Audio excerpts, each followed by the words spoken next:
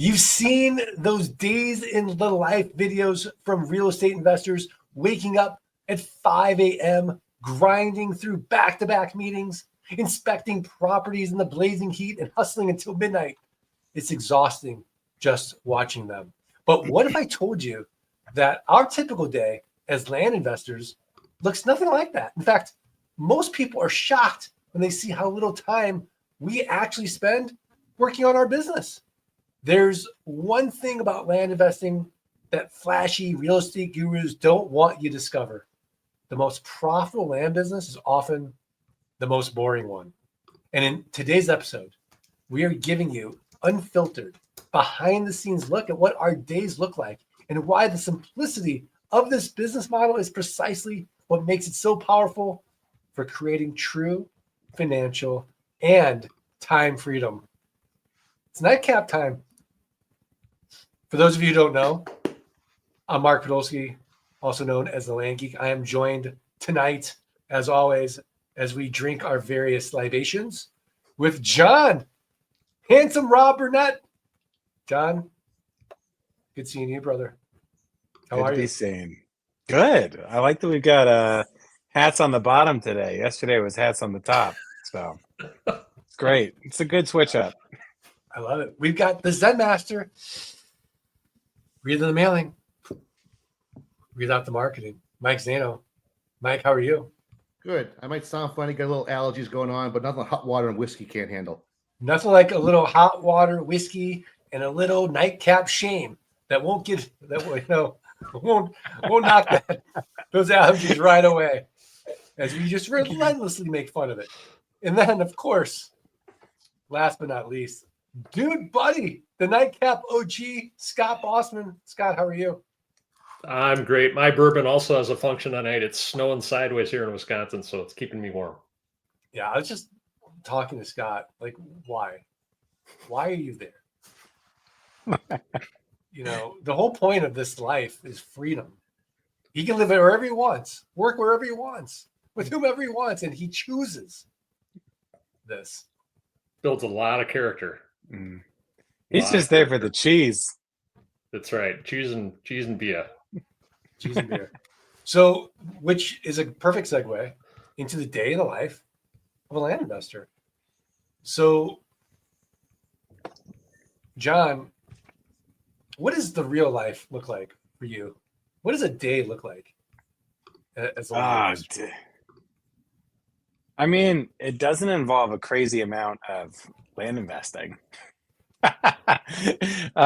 But yeah, I mean, for me, I fill up my time, and I like to get up early and work out, spend time with my family, take my kids to school after breakfast, and then I do work throughout the day, and I work on my land investing business, and I work on other things. But for me, like my land investing business, like a while ago, I budgeted out the time that I spent on it, and it was like 5.25 hours, right, a week. It's not a ton. Some weeks a lot more. If I'm working on like some strategic project for the company, but it doesn't take an enormous amount of my time. So generally, I'll look at some deals that get escalated to me if people want feedback on them as to whether or not we should acquire those specific properties. And I'll just kind of, like today I had working meetings with a few people that work for me where we just talked about marketing. I met with my executive assistant and talked about quarterly plans, met with an acquisitions person and just talked about our focus in that area. And and that was kind of it for me. So I came home and ate dinner, and here I am talking to you. What was for dinner? What does a professional land investor eat for dinner? Eat for dinner? When you have 22 kids. I know. Yeah, we had pork tenderloin, sourdough bread, and Mediterranean orzo salad. So very well balanced. Very delicious. Fancy. I know. Yeah. Good for your gut.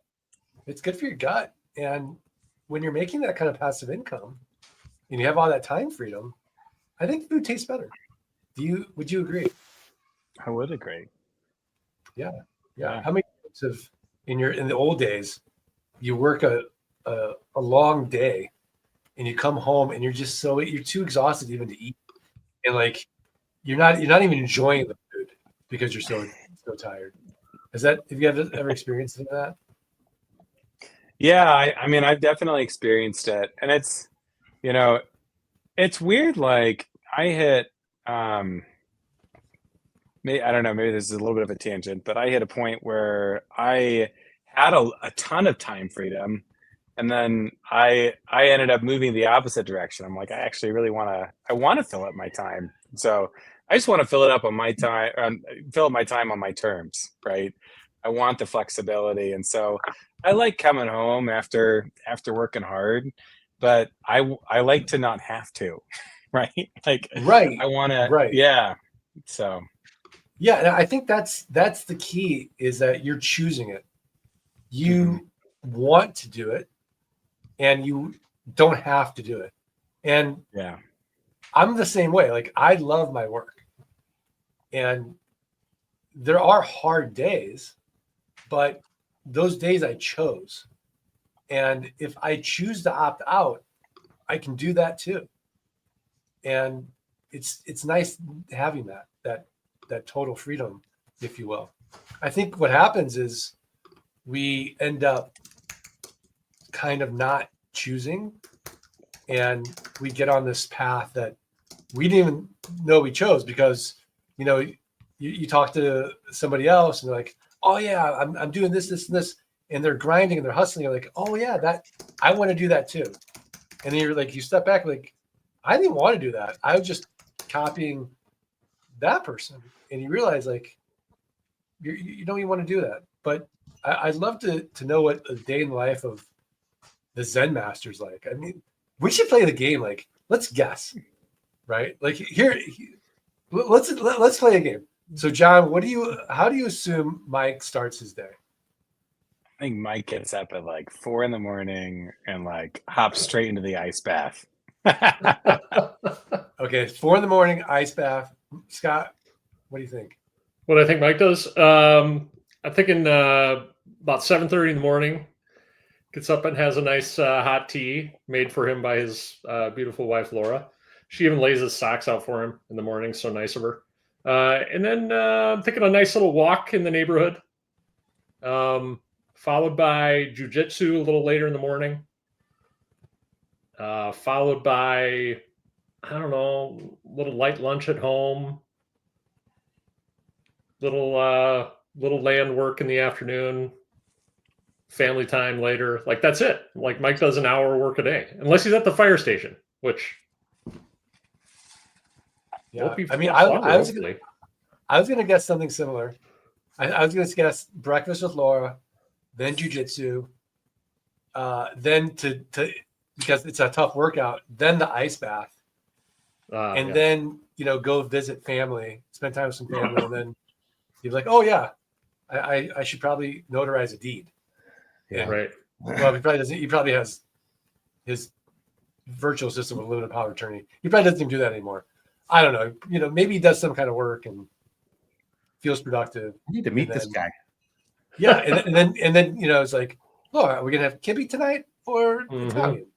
What Scott calls it, meat pie. The meat pie. So, Mike, what is the day look like for you? Well, so first off, John, I don't think you went off on a tangent. I think this whole topic tonight is going to be totally tangent. In fact, I mean, a day in the life of an investor could be very boring, right? I always tell people the good and bad news about our business. It's repeatable, it's redundant, AKA it's boring, but the boring nature serves us well, right? It's something we can systematize. I think I've heard you say before, Mark, it's not that we love land, it's the fact that land can be systematized, right? If there was something out there that came along that was better, I think we all would embrace it. We just haven't found that yet, right? Land is something that serves us. So you guys are kind of close with what you're saying. You know what I think is great about when you have some time freedom and when you develop some, income through land investing and things start to lighten. I think about this, Mark. I want to fire on all cylinders. When I say that, I think of, there's 4 F's: the family, the faith, the finance, and the fitness. I want all of those, right? And there's people out there that have some of them, but they're imbalanced, right? People that are very wealthy, but they don't have very good family relations, or they maybe not have good fitness, or you have really people are really fit, but they don't have good finance. So I think all of us really embrace that, spending quality time with our family because we can now, helping them out. Now, faith, it could be religion, it could be spirituality, it could be mental cultivation, but anything that like resonates with you. And then, of course, finance that comes from all our deals, right? We're creating, as you said on one show a while back, Mark, I liked it. I loved it. When I started out, I was in debt to people, aka credit cards. Now people are in debt to me. So I've become the opposite, and that's pretty exciting. So I think really my day is all that, right? Get up in the morning, and yes, Laura does lay out my clothes. If I don't have socks, I don't know where to find them. I don't even know what drawer they're in anymore. I just like, Laura, no underwear. What do I do? So she really does take care of me. But then I'll go up, I do some light stretching, and I go off, have some tea, I go off to jujitsu. So you guys had a little bit of that. And I come back and I'll visit family at that time. And then I'll come back, and yes, then I remember, I have a land business, and I'll attend to a few tasks in there and work with some people on my team. But it's really nothing overly exciting. But I like that. I like the simple life where I can choose what I want to focus on, because that means that it's extreme. Of all the things I can focus on, these are the few things that I do focus on, and it makes them all the more important. So this is kind of a sort of a boring subject we're talking about tonight, but it's really important. But it's nothing. It's just that we live very simple lives that are fulfilling, I think. No, I love that. I love the 4Fs. Yeah, for sure. There's a book that just came out. I think it's a bestseller. Salil Bloom wrote about the 5 types of wealth, and the time wealth, the social wealth, the physical wealth, and did I say financial wealth? Yeah. Right. And then of course the spiritual wealth, right? Your faith wealth, and how important all of those are. And I think it's a book really geared towards the younger people. Like, I think he wrote the book that he wanted to read when he was in his 20s, so that people could live this more intentional life when they're younger, and have that in those frameworks. So, buddy, Nightcap OG, Scott Bossman, before you tell us what your day's like, I think we should guess. So, John, what do you think Scott's life is like as a land investor? Like, how does he start his day? I think he rolls out of bed, runs downstairs to his block of cheese, takes a big bite. Stolen. Yeah. Is it a block of cheese, or is it a cheese curd? Yeah. I just imagine a giant wheel. Like, he's just got it sitting on his dining room table. That's great. Yeah. I can visualize that, and I feel like it really resonates. Mike, what do you think? Yeah, I was going to go with the cheese curds. I think he rolls out of bed, goes downstairs, has a cup of coffee, just reaches into a big bag of cheese curds, throws them out, and sipping the coffee, eating the cheese curds, thinking about his day, maybe taking the dog for a walk. I know that that's something he's definitely going to be doing. So I know there's something there. I know he's big with his family, so he's probably taking care of someone in the family, helping them out with whether it's school or something of that nature. And at some point he realizes again, oh yeah, there's a land business, and he starts to tend to it. Yeah. My guess is similar, except he doesn't set an alarm. I feel like Erin, his beautiful wife, wakes him up and says, "Honey, go get us some cheese curds." And he's like, "You know what? I want to start my day with love and service." And so he goes downstairs, and he makes her coffee, and he puts in the right amount of cream and sugar, exactly the way she wants it. And then, a couple bowls of cheese curds, and they have like a cheese curd breakfast together. And then he decides, okay, I'm gonna work out. So he has like the Peloton and the what's the other one? Tonal.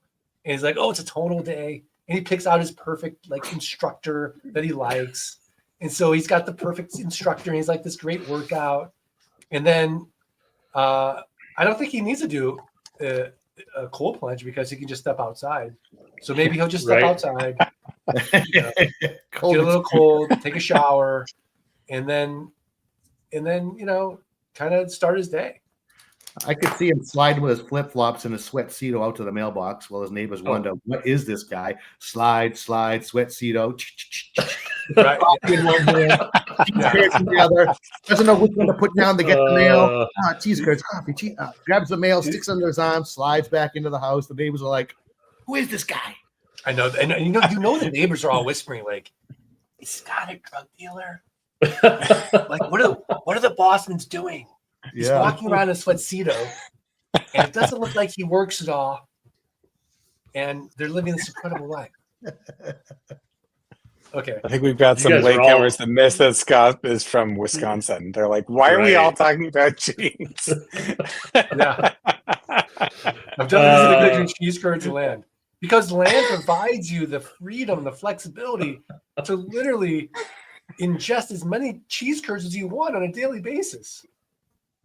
That's the life of land, Mr. Kyle. There it is. There you have True it. freedom. You guys are all very close. Some version of truth in there, right?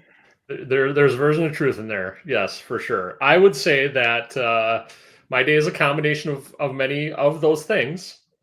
I wouldn't say I have cheese every day, although I did have cheese today on a nice sourdough bread and made nice little hams. My specialty is sandwiches. So I make a lot of, I usually have every day or every other day, I make a nice sandwich and I make my wife a sandwich. So wait, what kind of sandwich? Is it a turkey sandwich? Is it a bologna sandwich? Oh, today was ham and cheese and pickles and sourdough bread. And a lot of times it's egg sandwich with bacon and cheese, a little bit of mustard. Chicken salad. I make a good chicken salad. So I'm a big sandwich guy. So, salad. Oh man. Back when I was working, I didn't have the time to make a sandwich during the day. So there's a little serving others. I do like to serve others. I do like to be there for my kids and my wife, in whatever that entails. And this business has afforded me that luxury because when I started, I was working a lot and I wasn't able to do that. So now that I've gotten to a point where I'm literally working in my land business 1 or 2 hours a day, 5 days a week. And some days I leave it alone, right? That's a tenth of what I worked as a physical therapist. A tenth, right? Which is crazy to think about. And my land business brings in a lot more than I made as a physical therapist. So that just affords us all of these amazing opportunities, right? And I would say that I do like to serve myself. Right. So there's some self-care during the day. I love to read. I'm able to read more now than I ever have. Okay. Can we just talk about the best book recommendation you've given me in 2025 for a second? Of course. Okay. Write this down, everybody. So and first of all, I recommend the audiobook, but Scott has changed my life for the better. The book is Shantaram. And then the sequel, which Scott told me about, is it the Mountain? What is it? See, I recommended the sequel, but I haven't even read it yet. So I love that I've changed your life. It's so good. You never I listened to it this morning. I'm like one of his best friends. The Mountain Shadow. The Mountain Shadow, sequel to Shantaram. Yeah. Can you spell Gregory that? David Roberts. Shantaram? I'll put it in the chat. Yeah. SH. It is one of the best audiobooks. But Mark recommended it to me a couple of years ago. It is one of the best audiobooks I've ever listened to, Shantaram. It's a combination of Goodfellas and Slumdog Millionaire. But so much of it, Mark, he actually was in prison when he wrote that book. And it's like an epic. It's like a 40-hour long audiobook, right? Yeah. And so was the sequel. Is the sequel just as long? Yeah. And it's crazy is when he was writing the first one, he lost the manuscript. Like he lost half the book and he had to start over. Did you know that? Well, I did not know that. He lost it in prison. I mean, he had all the time in the world. He was in prison. Yeah.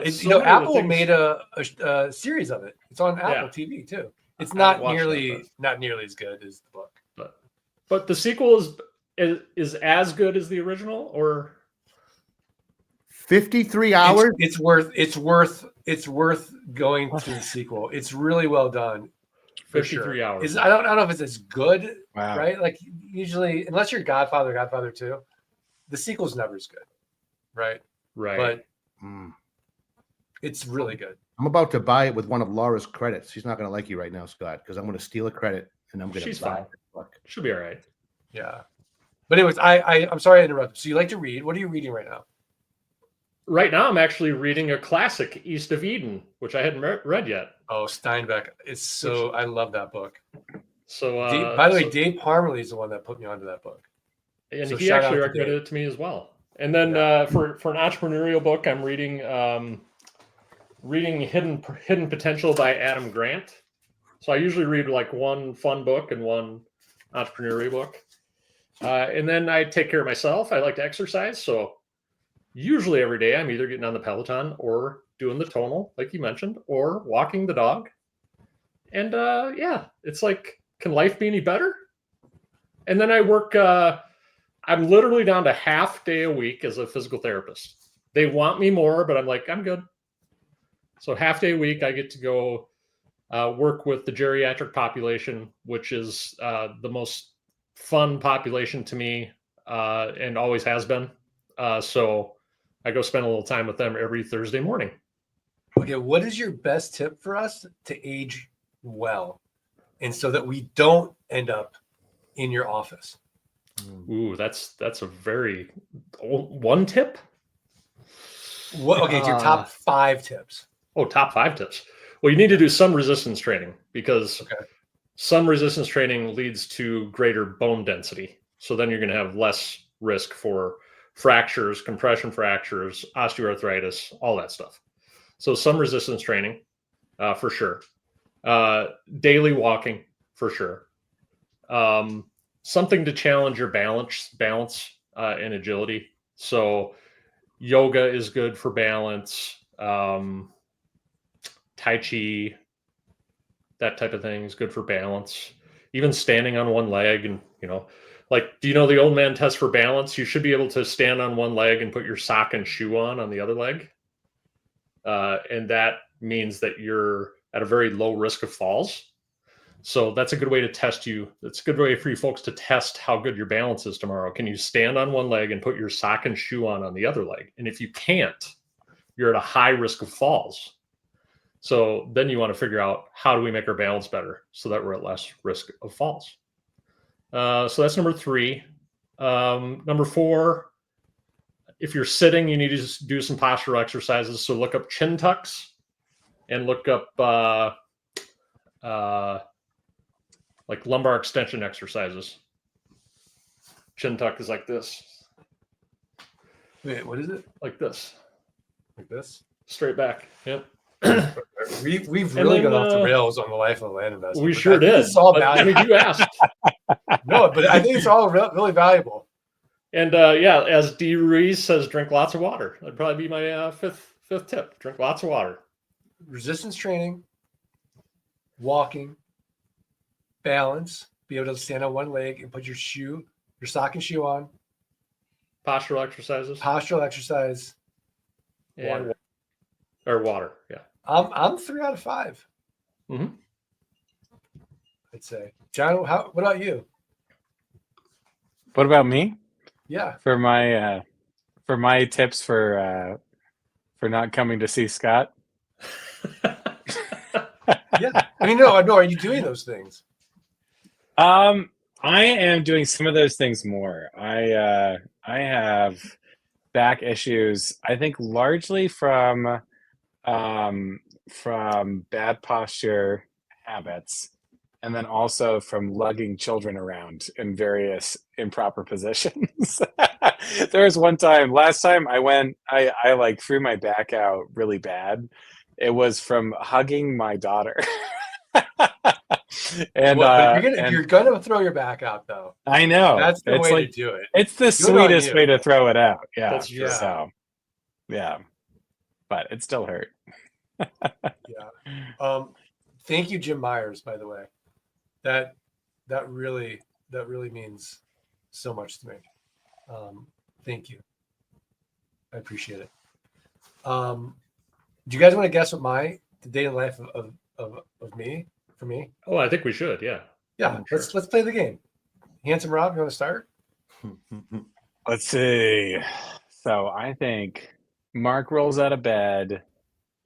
I'm gonna say, man, this is hard. I'm gonna say I can't tell if you're the type of person who sleeps in or who gets up really early. And I feel like it's either one or the other. I'm gonna say 5. 5 he Okay. gets up, and then we start reading. Drink a big glass of water. Let's see. Light breakfast. Go on a walk. Maybe head to, let's see, do a little bit of work, a little bit more reading, light lunch. Am I on point with any of this so far? You're very close. You're very Wow. I'm- It's I'm almost very- like you spent the night last night. And then I you got- actually, I'm secretly at your house right now, Mark. This is a virtual background. Yeah. Yeah. Awesome. Very close. Zen Master, what's your guess?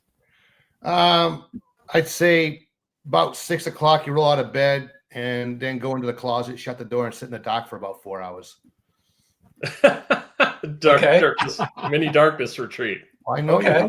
I know that, and I think you probably have creative thinking in this closet. You're trying to do some sort of meditation, gratefulness, sitting in the closet, all dark, nothing, right? You have that crisp, clean, early mindset. And then you emerge from there with your tasks for the day. Maybe, I don't think you're doing coffee anymore, so you probably have some sort of a light tea, maybe a little honey, and then a nice walk. And then you start to check on the people on your team. Huh. Okay. Close. For sure. For sure. Dude, buddy, what's your guess? Yeah, I'm gonna guess. By the way, I love how you guys don't think I work out at all. Do you think I look like this? Do you think this just happens? I haven't finished. I haven't gone yet. So I think you roll out of bed about 6:15 in the morning, Okay. 6:15, and yeah, there's some sort of morning routine with maybe just sitting outside with a cup of hot tea or a glass of water, having some quiet time, some little meditation time, and then there's some physical activity in the morning, a walk or a hike maybe with Lainey, because I know you have beautiful hiking trails around there. And then you come back, and I mean, you also serve, Mark. So I know you spend a few hours a day on Land Geek, which I think is great because you're helping a lot of other people achieve these goals of time freedom, which I think is amazing. And then Land, you're not doing Land. I mean, what are you down to, like one meeting every 2 weeks in Land or something? No, So, one meeting a week. Meeting a week. oh, one meeting a week. Okay, One meeting a week. Now things can pop up. Yeah. And I'll handle them. But basically, it's just how, what can I break? Right. Right. Which everybody loves. The team loves it. Yeah. No, that's amazing. Yeah. So, and then I'd say the afternoon, you'll definitely get some reading in the afternoon and a walk. You like the audiobooks. And then dinner, you guys eat dinner out like a lot because you're foodies. So there's a lot of eating out. There's a lot of eating out. Lainey's a great cook, though. We had Well, that's good. A few nights ago black cod, filet, wasabi mashed potatoes, a cucumber like Asian salad. It was phenomenal. Blistered shishito peppers. I'm telling you, it was so good. What's black cod? I don't know why I've never had that. Yeah. Oh, Jeremy, that's next week about how tariffs will impact land investors. So black cod is I think it's an Alaskan cod. You usually get it like Nobu is famous for the black cod. Like typically high-end sushi restaurants will have black cod. It's very buttery. You can eat it with chopsticks. It's delicious. It's not cooked. It's sushi. No, it is cooked. Okay. Yeah. So you marinate it and then you cook it, and it's fantastic. It's not sushi. But okay, you guys are very close. So first of all, I'm a sleep nerd. So I really dial in my sleep. I have a thing called 8 Sleep. So it's this like pad that keeps me cool all night, and it uses AI to actually increase my REM sleep and my deep sleep. So there's no alarm because the mattress will slowly heat up, and I want to be up typically around 6:30. So that would give me 7 to 8 hours of sleep on average. Then when I get up, John was right. I'm drinking water and I'm taking my supplements, which would typically be, you know, my creatine, collagen. What else am I taking these days? Vitamin D, I'll take. Yeah, so some supplements. Then I have a thing called the X3 bar, and it is, as Scott would say, it's resistance training, but it's really good on the joints. So I do a very intense X3 bar workout, and usually it's either, depending on what that schedule is, if I have something on the calendar, usually my first meeting will be around 9 if I have a meeting on the calendar. So then depending on that time, I will either meditate for 20 minutes. After that workout or before that workout, I have something called a PEMF mat. So it's grounding me while I'm meditating. And then I'm not eating, I'm fasting. But I have this coffee alternative called Kamana, KAMANA.co. It is delicious, no caffeine, but I still get that morning ritual. It's mesquite. And for those of you who are interested in trying it, I highly recommend it. And you can get 15% off with the coupon code MARK. So definitely check that out. KAMANA.co. I love it. That's part of my morning ritual. Then I will walk to the mountain. So it's about a 3-mile walk from my place. And it's a beautiful walk. I want to be in nature. And then I'll take my cold shower, start my day. And definitely, I forgot to mention, I will journal. And I will also, Kimana.co, not com. Oh, sorry. Yeah. I'll journal, and I will also be reading. I'll be listening. Most personal, half that walk, I won't listen to anything. I'll just kind of be in my thoughts. And then on the way back, I'll be either listening to Shantaram audiobook or a business audiobook. And I'm always reading a book. So I think right now I got Constellations 2 by David White, just one of those books you can pick up and read. It's phenomenal. As well as Jefferson Fisher. Is it Jefferson Fisher, that lawyer's book about communication, which I'm really enjoying as well. And and so that's typically my morning routine.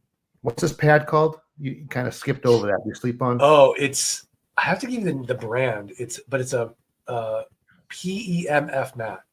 It's fantastic. You exercise on it? No. I meditate on it. You meditate on it. And before bed, I'll actually lay on it. It'll kind of like make you sleepy. It's got a bunch of different. When you're sleeping, what's the one that changes temperature when you're sleeping on it? 8 sleep. 8 sleep. The number 8 sleep. It is fantastic. I was telling Lena the other day, if I had to get rid of all my possessions, the last one I'd want to get rid of is that 8 sleep. What about you, John? You gotta get rid of everything. What's the last thing you'd want to get rid of? I don't know. I think I'd be sentimental and just say like all of my photos of my kids. It's a possession. No, like a thing that you possession. Yeah, Can't be digital. Like it's not like the house is on fire and you got to grab something. Like no, you've lost everything, but you still. I mean, you have your photos, you have your family, you still have all that. But what's that last thing you wouldn't want to sell? I think like you're like a 40-acre parcel I just bought. I mean, if I had to do like something that I own, I'd probably say my Kindle. Honestly, like I read a lot on my Kindle, and then I've got a coming for my birthday. There's a Kindle Scribe that you can write on. It's like Yeah. it's like the Notable, but it's the Kindle knockoff version. And so, which I'm very excited about. So Very cool. that's I have probably the what Remarkable. oh yeah, that's what I Yeah. mean. The Remarkable. Yeah. It's the Amazon knockoff of the Remarkable. Yeah. No, those are fun. Zen Master, what about you? Also, Somehow we're I feel like we're going off the rails, but maybe not. Like, this is the life of a land investor. Like, you're getting an insight of how actually we have the systems and processes and the people so that we can live our best lives and we have that freedom. And this is what we're doing with the freedom. I agree. So I would probably, my one possession would be what I call my wooden man. I know, it's a martial arts device that I inherited from a close friend and teacher of mine 30 years ago, and I use it wherever I go. I set it up. It's something I can practice moves on, and I feel like I have this sort of energetic relationship with it. And I don't know, it's just beautiful. Wow, that is beautiful. Can I change my answer now? Because I'd pick something sentimental too. How about not sentimental? Not sentimental? Yeah. Well, it's functional. You're making all of us look bad. Well, it's functional too. It's just like your man. It's something I do that brings me peace of mind and calm. It centers me. So I don't think it's just sentimental. It's everything. Okay. That's awesome. It's called a wooden man. Yeah, How do we get this wooden man? You'd have to make one. I mean, you can buy some, but this is specially made for the particular style that my friend practiced and showed me. I kind of feel like this wooden man could be part of like that Kill Bill scene where it's like that, that artisan made that blade, and there's only like 7 in the world. Is this that kind of thing? No, I don't think it's like that, but it's special to me. I love it. Awesome. And I don't mean to mock it. No, I don't take it that way. Yeah. Dude, buddy, what about you? So I have kind of a cool thing in my office. I have all of my tapes and CDs from when I grew up on the wall, and I have this device that is like a hybrid turntable, CD player, tape player, Bluetooth player, and every day I just put music on, and it's like a nostalgia day in my office. It's kind of fun, and I keep adding to my collection over time. CDs that maybe I wanted to get at some point or another that I skipped over. My son goes to college at the University of Wisconsin, and just down the street from him, there's this amazing CD and album shop. So we go there all the time, and I pick up some new things here and there. I just got a very rare Dave Matthews CD last week, and so that's just kind of my cool thing. So my little music collection, I think, that's plastered on my wall here in my office. I love it. I love it. Okay, so you've got to pick one CD. It's impossible. No, you have to pick it, and then you just have to listen to it all over and over again on a desert island. What would you pick? I know what I would pick. All right. Well, I'd probably pick Joshua Tree. Oh, okay. The shirt I'm wearing. Yeah, I love it. I would pick the Beatles' White Album. Yeah, it's an amazing album. Yeah. John, what about you? Oh man, that's hard. I'd probably do the Beatles. I would probably do. I mean, I grew up with. I know it's not like one of their original albums, but the One album was one that we had when I was a kid, and I listened to that a lot. All the greatest hits. Yeah. Yeah. Zen Master, how about you? Maybe a little Enya.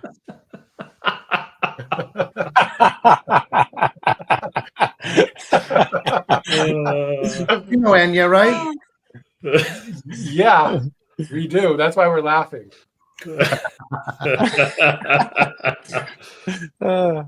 We went from Joshua Tree to Beatles. Mike, this is it. Like, you just don't listen to Enya? Yeah, I want to be chill on that island. I want to be really chilling. Right. Boat will come by to save you. He'll say, "Just keep going. I'm having a good time." Yeah. Okay. Let's not. Mike, he's like, must be in the wrong podcast. Land investing. Yeah. This is the day in the life of a land investor. Okay, so what do we actually do when we're actually, doing our work? Good John, question. what is your work in land investing look like? Yeah, so for me, like sometimes my team will escalate properties up to me if they're wondering if this is a particularly good deal or something that we wanna do. And so I'll look at it and I'll give the thumbs up or thumbs down. Um, and then I will like And I think we should get some meet. context. How long have you been land investing? It's been 7.5 years. 7.5 years. So you're CEO of a land business, which is Mhm. what we coach people how to do, because it's not, you don't want to be in the business. You want to create a business that's this passive income machine. So again, it's kind of boring, but we're not in the day to day. It's not like John's out looking at property, Yeah. which I think a lot of people might think that that's like the day of a land investor, but that's not what we do. So go ahead. I'm sorry. Yeah. Yeah, so I mean, properties get escalated to me and I'll review them if the team is wondering if it's a good deal or not. I like to do working meetings with team members. And so there are certain team members that I'll meet with like on a weekly basis and we'll just review everything. So I've got, one person that might work on some projects with me and she does customer service and I'll just say, is there anything that you need help with? Are there anything that I need to do? So that was about a 10-minute meeting. I did another working meeting with an acquisitions guy, and we talked about where we wanted to market to acquire property and built out a basic strategy for that. That was about a 30-minute meeting. And then my executive assistant, I met with her and we just talked about team dynamics and how we were going to continue to build that and all kinds of stuff. And that was probably a 45-minute meeting. And so that was a lot of the time I spent in the business today. So sometimes like right now I'm looking at potentially revamping my website. So I was looking at that and just thinking about the direction I wanted to go, and then just decided I was going to hire a developer, and so just posted it on Fiverr. So that was kind of, those are the things that I focused on today. So it was a few short meetings, and then thinking about strategic direction for the company. So your day is leadership and judgment, Mm.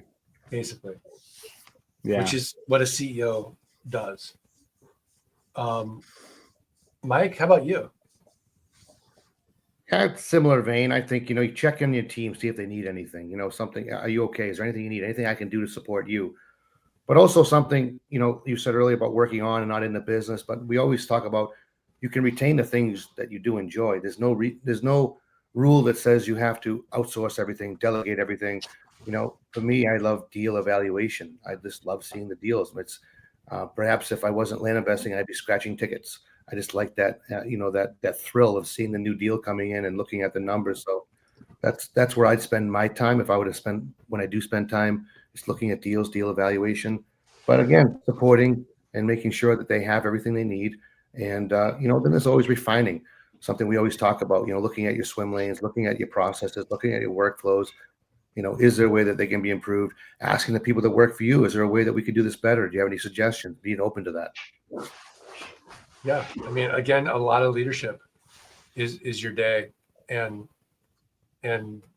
judgment. How, what's the best way I can help you? Yet still reserving the right to do what you love to do. Yeah. In the business. Dude, buddy, how about you? Yeah, I'd say it's much the same as what John and Mike were talking about. I think that something that might be helpful to convey to people who are watching if they've just found us is that, we're all pretty established in the business. Mike, 10 plus years. I'm coming up on 10 years. John's over 7 years. Mark, 25 years, right? I think that if you're first starting this, I think if you just move forward with the notion that, hey, I'm going to spend 10 hours a week on this for the next few years. And with 10 hours a week, you can move the needle in your life, right? And what will happen with that 10 hours a week is that it will gradually change. The duties will change. In the beginning, there's just a lot of learning and doing, right?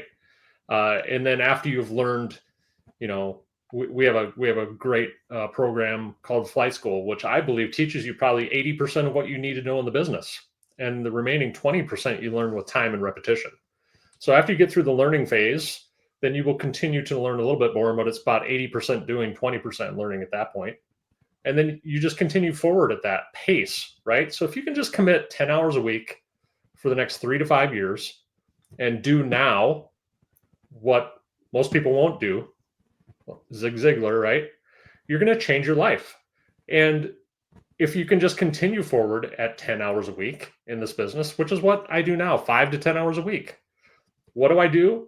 I do deal analysis. I do refining of processes. I check in with my team, right? You might have to like change your team based on some performance things you're seeing. So things just shift over time and duties change over time, but it's still the 10 hours a week that I had initially, really, when you think about it. It's just I'm not working a 50-hour job a week on top of it. Right. Yeah. So that's what I do.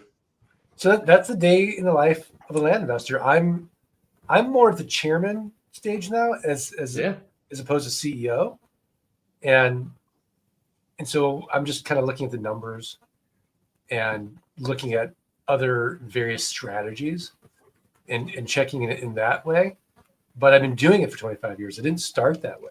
I mean, I grinded for a long time. I made lots of mistakes. And now I teach people so that they don't make the mistakes I made and don't build themselves another job, which is really the key to all of this, because you don't want another job. You want to have that freedom so you can come on this podcast and talk about your crazy pre-morning routine and the things that you like to do. And then have people be like, hey, I thought we were talking land investing. Well, no, this is what we do now. Yeah. And this is what our life is like as land investors, because we put in the time, we made the effort, we took a risk with our money, and we bought raw land. We created a process, we created a system, and we just did it again and again and again. And we built team, we built processes, we built systems, we built automation, and we have a machine. And then just every day, we're just tweaking that machine to make it better and smoother so that we can live our best lives. And I think that to John's point, you do get that existential crisis period where it's like, well, what am I going to do with my life? And when you have 6 children like John, he wants to show those kids he works. And I think that's noble. He doesn't want them to think, oh, there's no work ethic in the Burnett home. There is. Dad and mom work. And this is what our work looks like. But that's his choice. Where my kids are older now, and they can see dad travels, right? In enjoying my life at this stage of my life. But when they were younger, I definitely worked very hard. And wanted to show them what a work ethic was, and whatever had to be done, I would do, even if it was something I didn't want to do. And then got to the point, it's like, oh, wait, I can delegate this, or I can outsource this, I can teach this process so I can have that freedom. Mike, what about you? I mean, what's your advice to someone listening to this?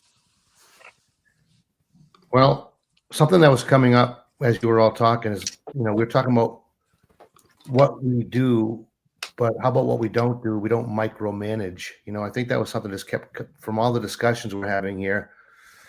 It's got me thinking about that. I often reference when I'm telling people about our business as a local grocery chain around here. And, every generation, the new generation takes it over, over and over. They pass it down the family. But they start out, the next generation starts out pushing carts, bagging groceries, working in the milk and cheese aisle. And then, as they go along, the tasks may get more difficult. They go into the meat departments. There's more chance of, getting hurt or whatnot. And eventually they know the whole business. So we have to go through that process in the beginning, right? We have to go through. So, and I don't want to ruin the word from last week, but ab to something. We don't want to do that, right? We don't want to outsource something too soon. We have to understand it. But some things, like how long does it take to understand? You take the cart from the parking lot and you bring it back inside where people can use it. Or you bag groceries, you don't put the breakables on the bottom. There's things you can learn quickly. Other things take time.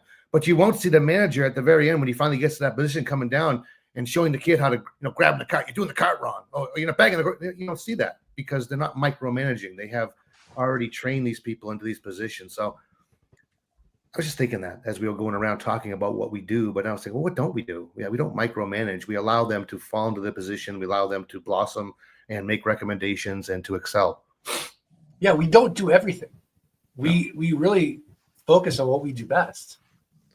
And we create those swim lanes to get the people who are in their zone of genius to do what they do best. And then let them run with these. But there's guardrails. I mean, there's accountability. Yeah. And there's systems and processes. But for sure, that's how you build a sustainable business. Dude, buddy, what about you? What's the question exactly? What are you doing in the business? What am I doing? Yeah. Just same stuff. Same stuff as Mike and John, right? CEO. I'm not quite to the level of Mark Podolsky, but I have another 15 years, right, to get to grow it to the point where. Well, the nice thing about you in those 15 years is you're going to have balance and strength. Yeah, exactly. Good posture. Good posture. You're going to age gracefully. Like the three of us, we're going to have to be like in your clinic. Yeah. You're like, I told you to do those chin ups. Yeah. Chin tucks. Chin tucks. Exactly. Chin tuck. Chin tuck's very important. But yeah, no, I think I just approach each day as like, okay, what can we do to improve things? What can we do to become more efficient?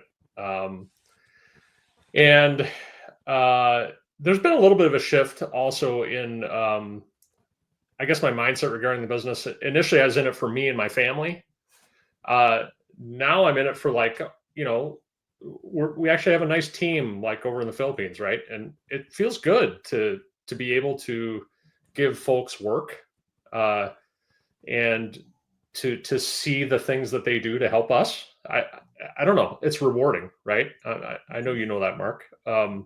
So that's rewarding. And I've kind of had a mindset shift also with just the people we sell to. When you think about it, because for people tuning in, maybe they don't know, like we buy most of our land for less than $5,000. And then we sell it for, anywhere from $5,000 to $10,000, $20,000, $30,000, something like that. Like those are our bread and butter deals. When we sell those properties on owner financing, we're actually selling to a lot of people who maybe wouldn't be able to afford a property for cash. Maybe they don't have 10 or 20 or 30 in the bank right now to pay outright for a property. So we're selling to them on owner financing, and we're helping people become landowners at $100 or $200 or $300 a month. And I've been in this long enough now to get like thank you letters from people. Like you're helping people, their dreams are coming true, and it's pretty cool. So, I'm getting letters now from people who we sold them land 5 years ago and they built an amazing house on the land. And they're like, hey, I just want to thank you for the opportunity to buy this land from you for, $200 a month. And so I don't know. I think it's fun business in that regard. And, some people think, oh, you're buying land at a deep discount. That's sleazy. And you're selling to people at an inflated price, blah, blah, blah. That's sleazy. It's not actually. We're helping people on the buy side and helping people on the sell side. So I'm just enjoying that part of the business more, I think, as time goes on. Yeah, I love that. I think that, all along the line that value is there because we're helping somebody who bought this asset. Now they're tired of paying the property taxes. And so we get the option and the opportunity now to help them out because now it's a liability. So we're buying it from them and they take that money and do something more productive with it. Mhm. And they might not even be paying taxes. So then we're going to go and sell that property to somebody who's going to pay the property taxes. They're going to improve the county schools and hospitals and roads. So it helps the county. But then you're helping somebody get this asset that lasts forever. They don't have to maintain, they don't have to protect. And typically what we're looking for are properties that have no restrictions. They can do whatever they want out there. Build your dream yurt. Use it recreationally. Whatever you want to do, it's yours, and it can't be destroyed. I don't think we talk about enough like the rewarding feelings of the buy side and the sell side as well. And there's a great book by David Brooks, because we're all big readers, called The Second Mountain. The first mountain is very egoic, and you do what culture says to do, right? You study hard in school, you get the education, and you get the good job, and you get the stuff, right? You get the house and the cars and the vacations and all the things that you think it's going to make you happy, right? Society says, "Oh, this will make you happy," and you get it all, and then you get up that mountain, you're like, "This is empty." So you go to the second mountain. The second mountain is a way harder mountain to climb. There's no top to it, but it's way more fulfilling. It's about love and intimacy in your relationships. It's about faith and spirituality. It's about your community. It's about, this isn't a job anymore. It's your vocation. This is what you're meant to do in life. And so as we talk about, the life of a land investor, I don't want anybody to get the impression that we're just out playing golf. Like, we are doing these things that are very rewarding, not just for ourselves and our family, but also our community, and also allow us to deepen ourselves individually on that second mountain as we go up that, and have that time and energy and freedom to really improve other people's lives. John, I talked a lot there. I feel like you had something you want to say. Oh, I mean, I'm just listening. Yeah. But yeah, no, I think I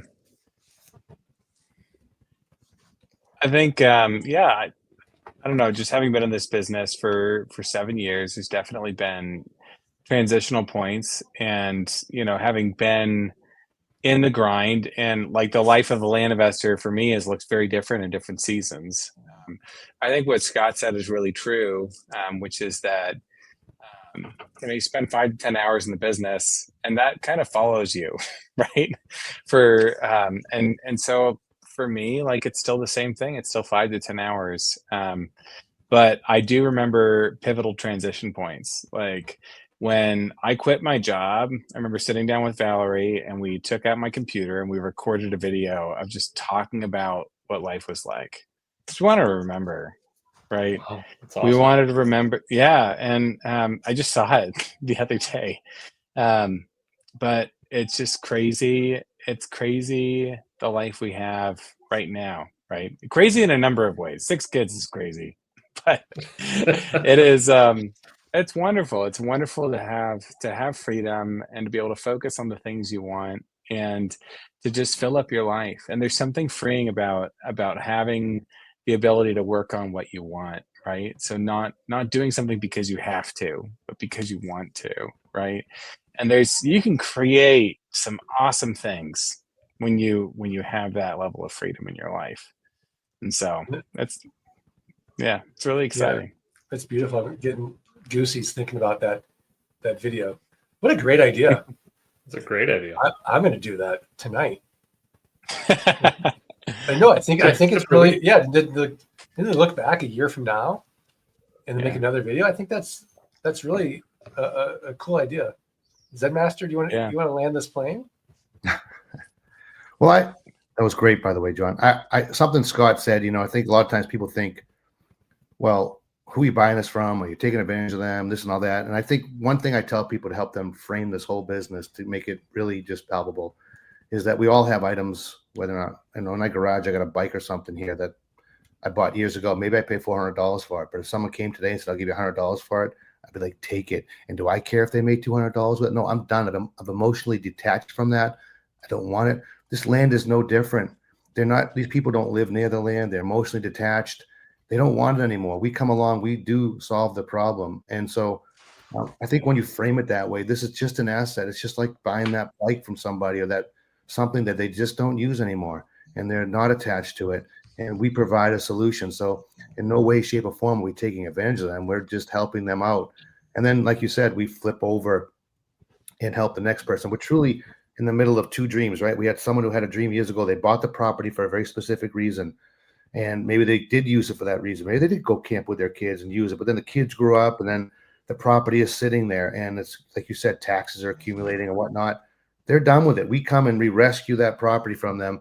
And then we hand it off to someone whose dream is bubbling up again. So we're truly sitting in the middle of two dreams and just making good things happen on both sides. We're facilitating. I love it. I love it. Next week, we're going to be talking about tariffs and the economy and getting back to more of the nuts and bolts of land and the business and the economy. So stay tuned for that next week. I know our email went out. We were supposed to talk about tariffs and, economic insecurity and what we're doing in our land business, maybe what pivots we're making ourselves. So stay tuned for that next week on Nightcap. Dude, buddy, what do you think of it? Was this a good show? It was a good show. Or do you think we lost everybody like in the first 20 minutes where, we're talking about our routines? I think we may have lost some people, but I bet some people loved it, in all honesty, because it's fun to hear about the possibilities. And we're now a little bit further along this journey to where the possibilities have come true. And that's why Land Geek exists, is to help other people realize those possibilities, right? So that's why we're here. That's why we're doing what we're doing. And we'll talk more nuts and bolts. We'll do that next week. But it's not only nuts and bolts, this business, it's what comes with it. Like John says, it's a lifestyle business, right? So it brings us time freedom, brings us financial security, brings us family freedom, brings us location freedom. So cheers to all that. Cheers. Cheers. I'll see you guys next week.